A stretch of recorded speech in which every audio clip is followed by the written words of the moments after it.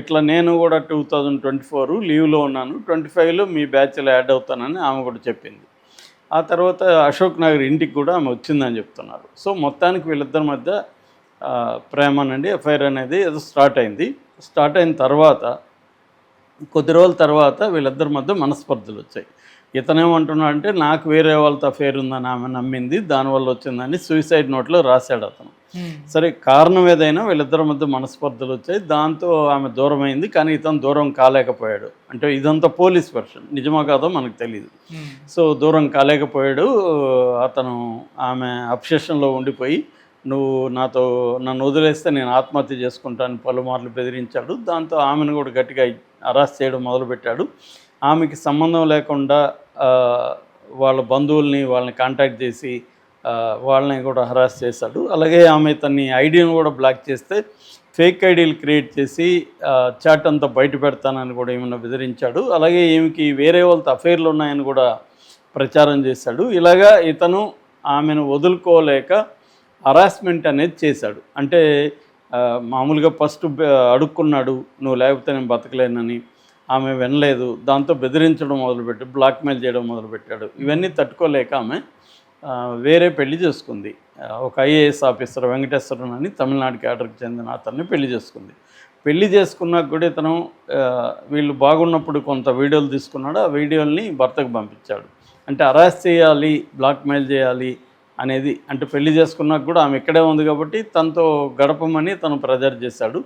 So అనేది ఉంది. అలాగే ఫిజికల్గా కూడా ఆమె వచ్చి కంప్లైంట్ ఇచ్చిన రోజు ఆమెకి చెంప బాగా కందిపోయింది, మెడ మీద గాయాలు ఉన్నాయి, గొంతు పిసికినట్టు లిగేచర్ మార్క్స్ ఉన్నాయి, ఎడమ కాలు గాయమైంది. ఇవన్నీ కూడా వాళ్ళు మెడికల్ ఎగ్జామ్ కూడా చేసి అవన్నీ కూడా నోట్ చేశారు పోలీసులు. సో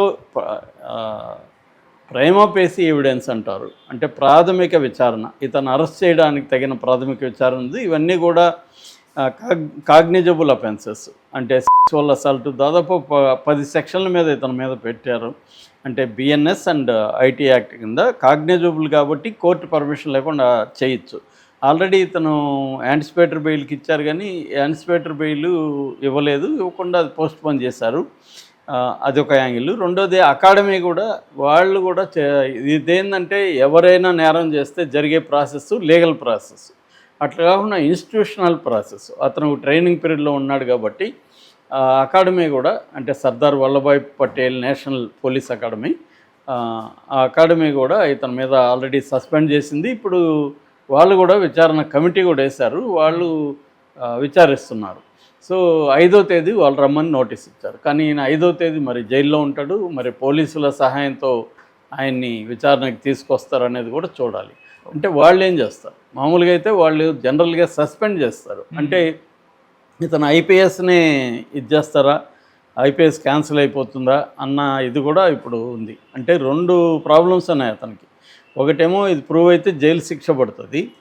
జైలు కూడా అన్ని సెక్షన్ల కింద మినిమం 10 ఏళ్ళు పడే అవకాశం ఉంది. రెండోదేమో ఐపీఎస్ అనేది పోతుంది, మళ్ళీ బ్యాక్ టు పెవిలియన్ అతను. అంటే 10 ఏళ్ళు అయినాక ఇంకేముంటుంది, అతని లైఫ్ రూయిన్ అయిపోయినట్టు చెప్పాలంటే ఒక రకంగా. ఎందుకంటే ఎంతో కష్టపడి ఈ స్టేజ్కి వచ్చాడు. నేను చాలాసార్లు చెప్తుంటా, సక్సెస్ని డీల్ చేయడం వెరీ డిఫికల్ట్ ఫెయిల్యూర్ కంటే కూడా.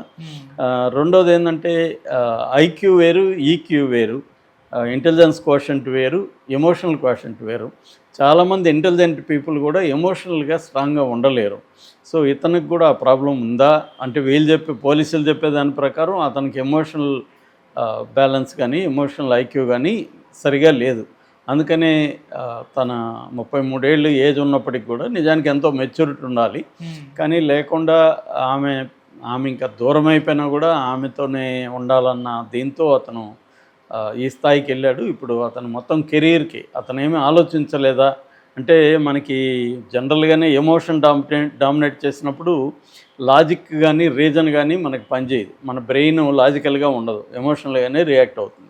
అట్లాంటప్పుడే ఫ్రెండ్స్ కానీ లేకపోతే దగ్గర ఉన్నవాళ్ళు అతనికి లాజికల్గా అర్థం చేయించి, ఒరే ఆమె కాదు నీ జీవితం వేరే ఉంది, నువ్వు ఇంత కష్టపడి ఐపీఎస్ అయ్యావు, నీకు ఒక పర్పస్ ఉంది, ఇప్పుడు ఆమె వల్ల నీ జీవితం నాశనం చేసుకుంటున్నావు అనేది ఎవరైనా చెప్పగలిగి ఉండాలి. మరి చెప్తే కూడా ఇతను వినలేదా? ఎందుకంటే వాళ్ళు అంటే ఎందుకంటే నేను కూడా కన్ఫెషన్ రిపోర్ట్ ఒకప్పుడు రాశాను. సో ఆ కన్ఫెషన్ రిపోర్ట్లు ఏంటంటే వాళ్ళు మనం ఏం చెప్పినా కూడా ఒప్పుకున్నట్టు రాసేస్తారు, బలవంతంగా సంతకం కూడా తీసేసుకుంటారు. సో నిజానికి ఆ కన్ఫెషన్ రిపోర్ట్లు కోర్టులో చెల్లవు. ఎందుకంటే కోర్టులో నేను నేరం చేశానా లేదా అనేది కోర్టులో జడ్జి అడుగుతారు. అడిగినప్పుడు నేను నేరం చేయలేదని చెప్తారు అక్కడ. మరి ఈ కన్ఫెషన్ రిపోర్ట్ ఉందంటే వాళ్ళు బలవంతంగా రాశారు సార్ అంటారు. కాబట్టి పోలీస్ స్టేషన్లో ఇచ్చిన కన్ఫెషన్ రిపోర్ట్ అనేది ఫస్ట్ ఆఫ్ ఆల్ చెల్లదు. ఎందుకంటే ఈయన ఐపీఎస్ ఆఫీసరు, ఈయన కొంత నాలెడ్జ్ ఉంటుంది కోర్టులకి. రెండోది ఆయన కానిస్టేబుల్గా కూడా 6 ఏళ్ళు పనిచేశాడు. కాబట్టి ప్రొసీడింగ్స్ అంతా అతనికి తెలుసు. ఎందుకంటే పోలీస్ ఐపీఎస్ వాళ్ళకన్నా ప్రాక్టికల్ నాలెడ్జ్ ఉండదు. ఎందుకంటే ఇంకా వీళ్ళు అకాడమీ నుంచి బయటికి రాలేదు. కాబట్టి పోలీస్ స్టేషన్ ఎట్లా వర్క్ చేస్తుంది అనేది ఐపీఎస్ ట్రైనింగ్లో తెలియకపోవచ్చు ప్రాక్టికల్గా. కానీ కానిస్టేబుల్గా పనిచేస్తాడు కాబట్టి ఆయనకు బ్రహ్మాండంగా ఇవన్నీ తెలుసుంటాయి. సో కాబట్టి ఆయన కన్ఫెస్ అయ్యాడని నేనైతే అనుకోవట్లేదు, కానీ డీసీపీ అయితే అంటున్నాడు. ఎందుకంటే ఆయన క్లియర్గా మీడియాతో కూడా మాట్లాడారు. వెళ్ళేటప్పుడు కూడా ఒక మీడియాతో కాసేపు మాట్లాడాడు. దాంట్లో కూడా నేనే నేరం చేయలేదని ఆయన చెప్తున్నాడు. ఎవరైనా నేరం చేయలేదని చెప్తారు, కోర్టులో ప్రూవ్ అవ్వాలి. అంతేగాని కన్ఫెషన్ రిపోర్ట్ అనేది దేనికి పనికిరాని ఒక డాక్యుమెంట్. వాళ్ళు పోలీసులు ఏంటంటే వాళ్ళు చెప్పుకోవడానికి కన్ఫెస్ అయిపోయాడు, చేసేసి నేరం ఒప్పుకున్నాడని. సో అట్లయితే ప్రతి ఒక్కడు నేరం ఒప్పుకున్నట్టుగా మనకు అయిపోతుంది. కాబట్టి అదేమీ పనిచేయదు. ఇక సజ్జనార్ ఒక ప్రకటన రిలీజ్ చేశాడు. ఆయన కూడా ఇతను నేరం చేసినట్టుగానే సజ్జనార్ చెప్తున్నాడు. యాక్చువల్గా ఏంటంటే ఎప్పుడైనా కూడా నేరం ప్రూవ్ అయ్యే వరకు అతను నిందితుడుగానే, ఆరోపితుడు లేదా నిందితుడు, అక్యూజ్డ్ అంటారు ఇంగ్లీష్లో, అక్యూజ్డ్గానే చూడాలి. అంటే అతను దోషిగాను తేలలేదు, నిర్దోషిగాను తేలలేదు. అలాంటి వాళ్ళని అక్యూజ్డ్ అని అంటారు. సో నిందితుడుగానే చూడాలి తప్ప మనం అతను నేరం చేశాడని చెప్పడానికి లేదు. మనం అంటే ఎవరైనా, ఈవెన్ ఐఓ కూడా, ఇన్వెస్టిగేటివ్ ఆఫీసర్లు కానీ సజ్జనార్లు కూడా అతను నేరం చేశాడని చెప్పడానికి లేదు. కానీ మామూలుగా చెప్పేస్తూ ఉంటారు. బయట పోలీసులు ఏంటంటే వీళ్ళే తీర్పు ఇచ్చినట్టుగా చెప్తుంటారు. ఈ తీర్పులు ఏమి కోర్టులో పనిచేయవు, కోర్టులో ప్రూవ్ చేయాల్సి ఉంటుంది. ఇక్కడ మీడియాతో మాట్లాడడం ఏంది, ఎవరైనా మాట్లాడచ్చు. రేపు కోర్టులో వీళ్ళు ప్రూవ్ చేయాల్సి ఉంటుంది, ప్రతి దానికి ప్రూవ్ చేయాలి. సో అది ఎంత మేరకు ఇతనికి చేస్తారనేది చూడాలి. సో మామూలుగా ఇప్పుడు మనకి 2 వెర్షన్లు కనపడుతున్నాయి. ఎందుకంటే ఆమె కానీ ఆమె తరపున ఎవరు కానీ మీడియాతో మాట్లాడలేదు. ఇక ఆమె తరపున పోలీసులే మాట్లాడుతుంటారు. ఎందుకంటే కేసు వాళ్ళు ఆమె పెట్టింది కాబట్టి ఆమె తరపున పోలీసులే చెప్తున్నారు. సో ఓవరాల్గా సజ్జనారు ప్రకటన కానీ, డీసీపీ మాట్లాడుతున్నది కానీ, మనకు వస్తున్న పోలీస్ వెర్షన్స్ కూడా చూస్తే ఓవరాల్గా ఏంటంటే ఈమె 2024 ఐపీఎస్ బ్యాచ్, కానీ ఆమె ఈఓఎల్ పెట్టింది.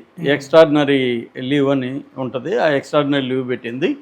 ఆ లీవ్ పెట్టి ఆమె ఏదో మళ్ళీ రాయడానికా లేకపోతే ఏదో పెట్టింది, మళ్ళీ పెద్ద మంచి ర్యాంక్ కోసం. ఎందుకంటే ఆమెకి మణిపూర్ ఇస్తున్నారు. సో ఆమెకి అక్కడ వెళ్ళడం ఇష్టం లేదు. ఎందుకంటే ఐఏఎస్ ఐపీఎస్లు నేషనల్ లెవెల్ ఎక్కడైనా ఇస్తారు పోస్టులు. చాలామందికి తమకు దగ్గరగా ఉండాలనిపిస్తుంది, తమ నేటివ్ ప్లేస్కి దగ్గరగా. అందువల్ల కూడా ఆమె అక్కడికి ఇంట్రెస్ట్ చూపించలేదు, ఎందుకని లీవ్ పెట్టిందని అంటున్నారు. సో ఇతనితో ఎప్పుడు పరిచయం అయిందంటే 2025 ఆ ప్రాంతంలో పరిచయం అయింది. ఇతను 2025 మిడ్లో అంటే జూన్ జూలైలో పరిచయం అయింది. ఎలాగ పరిచయం అయిందంటే ఇతను ఇన్స్టాలో పోస్టులు పెట్టాడు, తన లైఫ్ ఏంటి అవన్నీ ఇంటర్వ్యూలు కూడా ఇచ్చాడు. అది చూసి ఆమె కొంత ఇన్స్పైర్ అయ్యి ఇతనితో ఆమె పలకరించడం అలాగా మొదలైంది. ఇన్స్టాలో వీళ్ళిద్దరు స్నేహం మొదలైంది. దాని తర్వాత ఇట్లా నేను కూడా 2024 లీవ్లో ఉన్నాను, 25లో మీ బ్యాచ్లో యాడ్ అవుతానని ఆమె కూడా చెప్పింది. ఆ తర్వాత అశోక్ నగర్ ఇంటికి కూడా ఆమె వచ్చిందని చెప్తున్నారు. సో మొత్తానికి వీళ్ళిద్దరి మధ్య ప్రేమనండి ఎఫ్ఐఆర్ అనేది ఏదో స్టార్ట్ అయిన తర్వాత కొద్ది రోజుల తర్వాత వీళ్ళిద్దరి మధ్య మనస్పర్ధలు వచ్చాయి. ఇతనేమంటున్నాడు అంటే నాకు వేరే వాళ్ళతో అఫేర్ ఉందని ఆమె నమ్మింది, దానివల్ల వచ్చిందని సూసైడ్ నోట్లో రాశాడు అతను. సరే, కారణం ఏదైనా వీళ్ళిద్దరి మధ్య మనస్పర్ధలు వచ్చాయి. దాంతో ఆమె దూరం అయింది, కానీ ఇతను దూరం కాలేకపోయాడు. అంటే ఇదంతా పోలీస్ వెర్షన్, నిజమా కాదో మనకు తెలియదు. సో దూరం కాలేకపోయాడు అతను. ఆమె అబ్సెషన్లో ఉండిపోయి నువ్వు నన్ను వదిలేస్తే నేను ఆత్మహత్య చేసుకుంటాను పలుమార్లు బెదిరించాడు. దాంతో ఆమెను కూడా గట్టిగా అరెస్ట్ చేయడం మొదలుపెట్టాడు. ఆమెకి సంబంధం లేకుండా వాళ్ళ బంధువుల్ని వాళ్ళని కాంటాక్ట్ చేసి వాళ్ళని కూడా హరాస్ చేశాడు. అలాగే ఆమె తన ఐడిని కూడా బ్లాక్ చేస్తే ఫేక్ ఐడీలు క్రియేట్ చేసి చాట్ అంతా